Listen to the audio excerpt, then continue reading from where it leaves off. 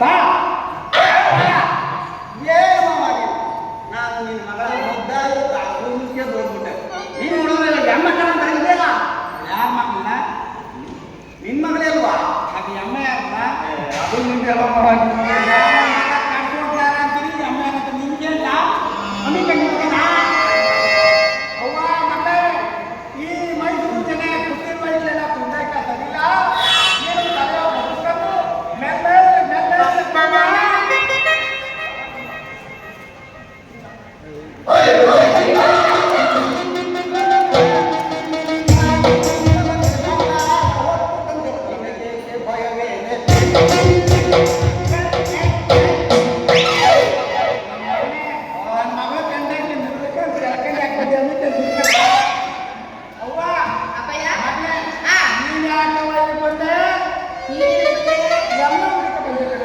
ಅಪ್ಪಯ್ಯ